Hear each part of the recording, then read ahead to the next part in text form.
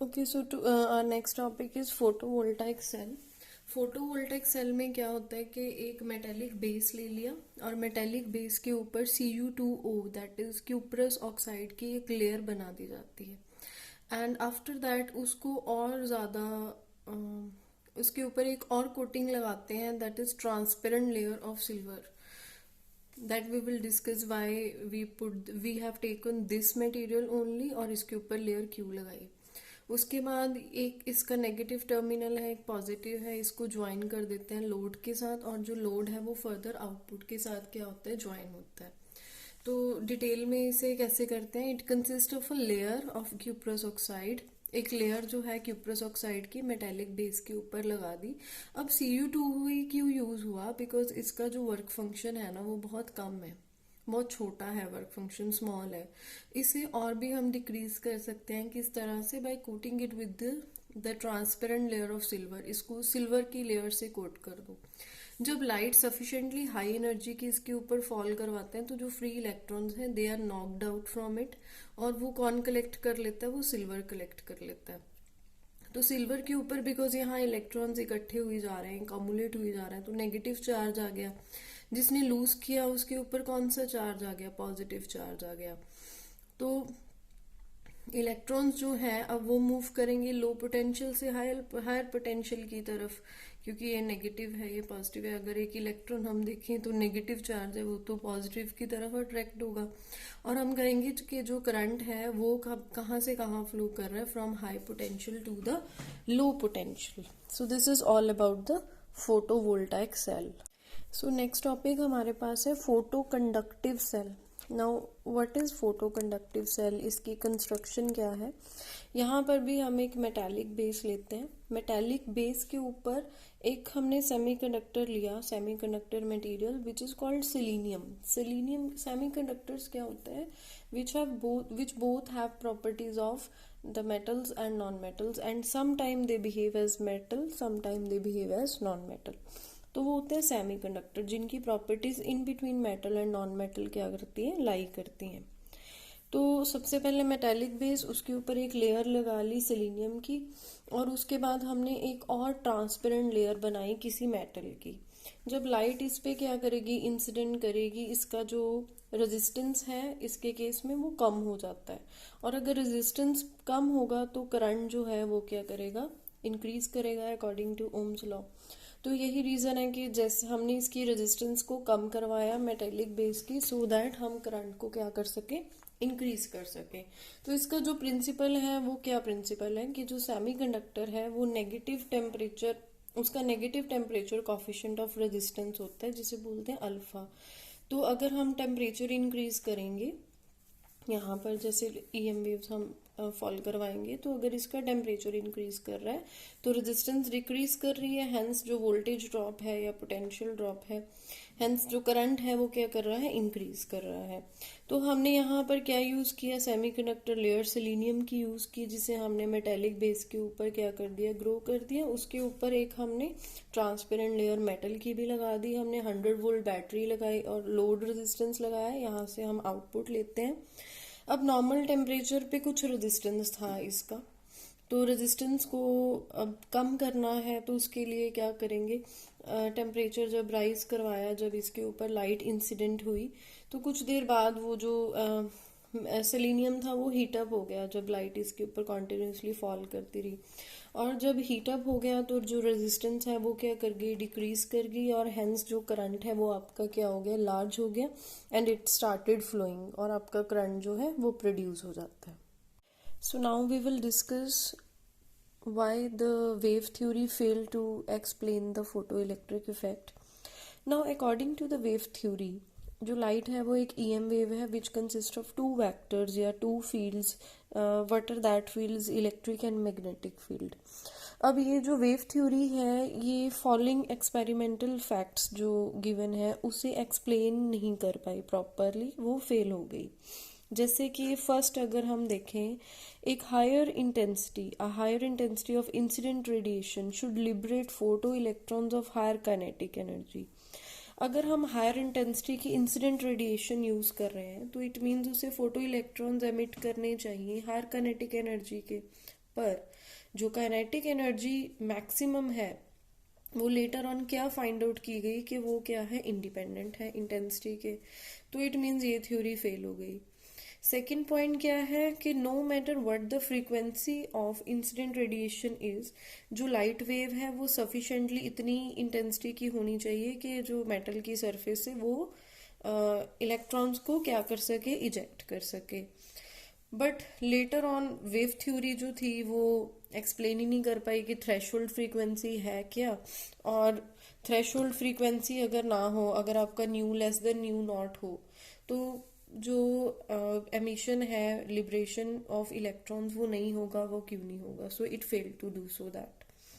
Third है कि जो इलेक्ट्रॉन है वो इंटरसेप्ट जो कर रहा है बहुत कम समय के लिए कर रहा है, और उसे कुछ टाइम चाहिए कि वो एस्केप करवा सके मेटल की सरफेस से इलेक्ट्रॉन को। बट एक्चुअली जैसे ही लाइट रे फॉल करती है एमिशन हो जाता है फोटो इलेक्ट्रॉन का। तो इट मीन्स ये तो इंस्टेंटेनियस एमिशन है। So how is it possible that it will take some time, कुछ फाइनाइट टाइम लेगा वो एस्केप करने के लिए। सो ये जो वेव थ्योरी है ये फोटो इलेक्ट्रिक इफेक्ट को एक्सप्लेन नहीं कर पाई, वो फेल हो गई। नाउ लिनार्ड एंड मिलिकन, इन दोनों ने एक्सपेरिमेंटल फैक्ट्स के ऊपर बेसिस के ऊपर क्या किया, लॉज दिए किसके, फोटो इलेक्ट्रिक एमिशन के, कि जो फोटो इलेक्ट्रिक एमिशन है उसका सारा एक्सपेरिमेंटल डाटा स्टडी किया गया, and after that some laws are given. Like जो फर्स्ट लॉ है वो क्या कहता है आपको कि अगर आपको गिवन कोई भी फोटो सेंसिटिव मटेरियल दिया हुआ है और उसकी जो फ्रीक्वेंसी है इंसिडेंट रेडिएशन की, कंडीशन ये है कि वो थ्रेशोल्ड फ्रीक्वेंसी के अबव होनी चाहिए, बिकॉज अगर वो बिलो हो गई तो वो इलेक्ट्रॉन ही एमिट नहीं करेगी। तो फ्रीक्वेंसी जो है गिवन फोटोसेंसिटिव मटेरियल और गिवन फ्रीक्वेंसी के लिए जो आपका करंट है that is directly proportional to the intensity of light, and we have proved this also. Second जो है हमने सैचुरेशन करंट भी पढ़ा था, वो किसके प्रोपोर्शनल है, directly proportional to the intensity of the incident radiation. So ये सारा जो डाटा है ये कलेक्ट की गया on the basis of the experimental facts, and these are the results, and इनको क्या लॉज की फॉर्म में हम स्टडी कर रहे हैं। सेकेंड पॉइंट या सेकेंड लॉ क्या है कि अगर आपको कोई गिवन फोटो सेंसिटिव मटेरियल दिया गया है तो उसके लिए कुछ मिनिमम कट ऑफ फ्रीक्वेंसी होगी जिसके बिलो जो फोटो इलेक्ट्रॉन्स हैं वो एमिट ही नहीं होंगे, और वो फ्रीक्वेंसी को हम I am repeating again and again which type of frequency is that is called threshold frequency which is called new not. अगर न्यू नॉट से कम होगी फ्रीक्वेंसी इंसिडेंट रेडिएशन की तो जो इलेक्ट्रॉन्स हैं वो एमिट नहीं होंगे। एक ही कंडीशन है, अगर न्यू नॉट है या न्यू नॉट से ज्यादा है तभी इलेक्ट्रॉन्स जो हैं वो क्या होंगे, एमिट होंगे। तो अगर हम थ्रेशोल्ड फ्रीक्वेंसी से अबव की बात करें तो जो स्टॉपिंग पोटेंशियल है वो ऑब्जर्व किया गया कि वो डायरेक्टली प्रोपोर्शनल है किसके, इंसिडेंट रेडिएशन की फ्रीक्वेंसी के, बट इंटेंसिटी की क्या है, इंडिपेंडेंट है। तो जो फोटो इलेक्ट्रिक एमिशन है वो क्या है, एक इंस्टेंटेनियस प्रोसेस है। हमने पहले क्या किया था कि फेलियर जहाँ पे हुआ है कि वो उसमें कुछ टाइम गैप होगा कि एक जो इंसिडेंट रेडिएशन है वो पहले फॉल करेगी and after that there will be it will take some finite time, और उसके बाद क्या होगी, लिबरेशन होगी, एमिट होगा electron. But according to all these facts, relating all these facts and experimental facts, इनको स्टडी करके क्या लॉ निकाला गया कि this is an instantaneous process, कि एक इंस्टेंटेनियस प्रोसेस है, it doesn't take any time. Okay, so next we will discuss very important topic, that is our Einstein theory of the photoelectric effect। अब Einstein ने क्या theory दी थी photoelectric effect के accordingly. अब Einstein ने same वही Planck quantum theory के basis के ऊपर बोला था कि जो लाइट रेडिएशन है वो हमेशा डिस्क्रीट पैकेट्स ऑफ एनर्जी में क्या करती है, ट्रेवल करती है, विच इज कॉल्ड फोटोन। अब वो हर फोटोन की जो एनर्जी है that is equivalent to E is equal to h nu. h is your Planck's constant and nu is the frequency। अब जो फोटो इलेक्ट्रिक एमिशन है वो रिजल्ट है टू पार्टिकल्स का। एक कौन सा, जो इंसिडेंट करेंगे हम radiation, one a photon of incident radiation, कि वो फोटोन जाके स्ट्राइक करेगा, और एक इलेक्ट्रॉन जो है फोटो सेंसिटिव मेटल का, उन दोनों में क्या होगा, इंटरेक्शन होगा। तो दो पार्टिकल्स की इंटरेक्शन है। अब क्या हो रहा है, जैसे ये आपका क्या है मेटल, ये यहाँ पर बाउंड इलेक्ट्रॉन है, इसके ऊपर जब फोटोन क्या किया, इंसिडेंट किया कुछ एनर्जी का, तो एक कुछ एनर्जी तो इसकी यूज हो गई इसको लिबरेट करवाने में, मेटल सरफेस से बाउंड था उसे रिमूव करना है इसकी बाउंड्री से, मतलब उसे फ्री करना है, तो कुछ एनर्जी तो इसमें यूज हो गई। अब ये जो इलेक्ट्रॉन निकला था उसको कुछ बाकी रिमेनिंग एनर्जी क्या थी, वो काइनेटिक एनर्जी मिल गई इसको, इलेक्ट्रॉन को, और वो कुछ काइनेटिक एनर्जी से सरफेस से क्या कर गया, मूव। और जो इलेक्ट्रॉन इजेक्ट होता है from the surface of the metal, that is called photo electron. वो कोई और इलेक्ट्रॉन नहीं है, वो फोटो इलेक्ट्रॉन ही है। इस इलेक्ट्रॉन को जब हम रिमूव करवाते हैं from the metal surface, that is called photo electron.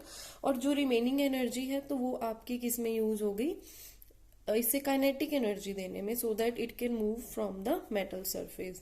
तो अकॉर्डिंग टू द थ्योरी क्या है, कुछ पार्ट जो एनर्जी का है वो मेटल सरफेस से इसे इजेक्ट करवाने में यूज हो गया, जो कि फर्दर आपका किसके इक्विवेलेंट होगा, work function of the metal. ये मेटल का वर्क फंक्शन ही हो गया, जिसके कारण क्या हो रहा है कि वो रिमूव कर रहा है, जो इलेक्ट्रॉन है वो इजेक्ट हो रहा है मेटल सरफेस से।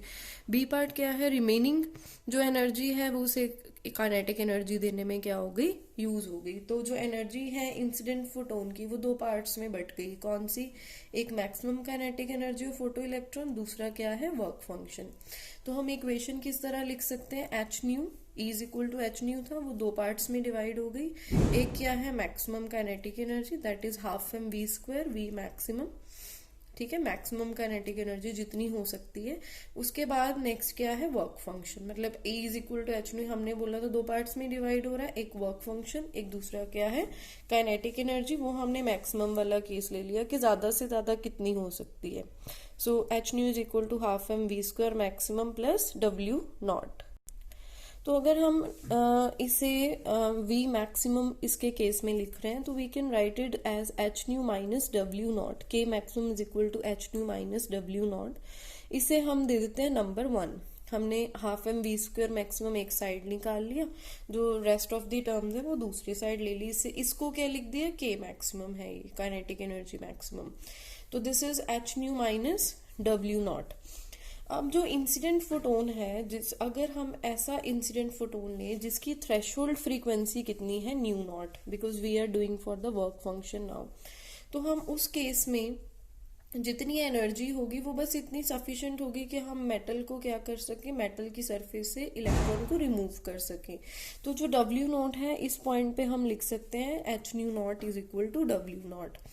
अब हमारा ये इक्वेशन क्या बन गई, H nu minus H nu naught, यहाँ पे वैल्यू पुट कर दी, बस एच कॉमन ले लिया, क्या बन गया, न्यू माइनस न्यू नॉट। इसको दे दिया number 1, this is number 2।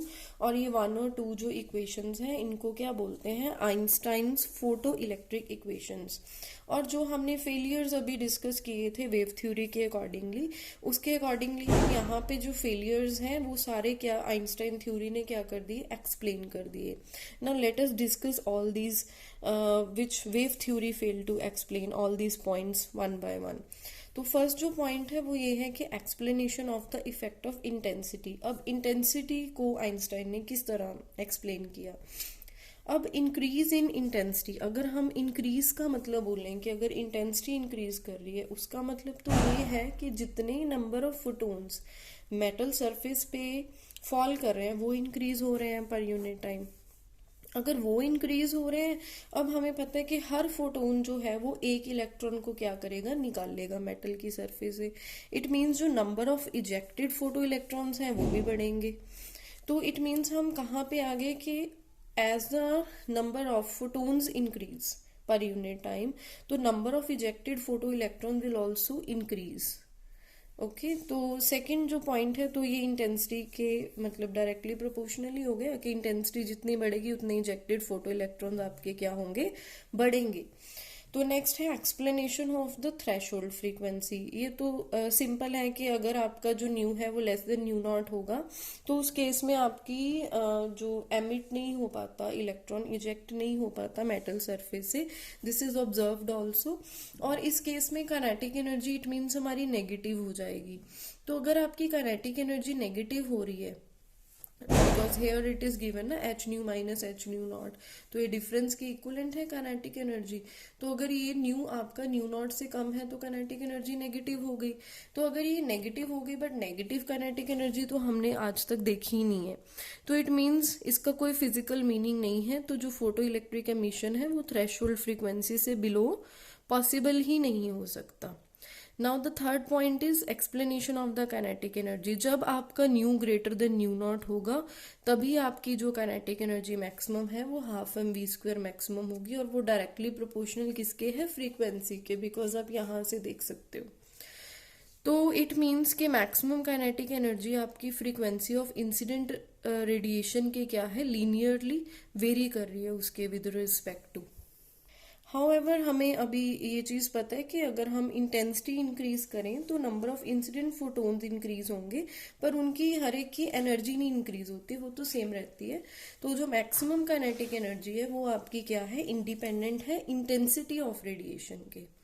Now explanation of the time lag. अब वेव थ्योरी जो है वो क्या कह रही थी कि it will take some time, कि इंसिडेंट हुई रेडिएशन और उसके बाद थोड़ा टाइम लिया, फिर इलेक्ट्रॉन क्या हुआ, इजेक्ट हुआ। But no, photo electric effect जो है वो इलास्टिक कोलिजन होती है, और इलास्टिक कोलिजन में आपका मोमेंटम और काइनेटिक एनर्जी क्या रहती है, कंजर्व रहती है फोटोन और इलेक्ट्रॉन के बीच में। तो जब एब्जॉर्प्शन होती है एनर्जी की, उसी पॉइंट पे क्या होता है कि आपका एट द सेम इंस्टेंट आपका फोटो इलेक्ट्रॉन क्या हो जाता है, इजेक्ट हो जाता है, और बाकी की एनर्जी उसे मूवमेंट के लिए काइनेटिक एनर्जी प्रोवाइड हो जाती है। So there is no time lag between the incidence of the photon and emission of the photoelectron.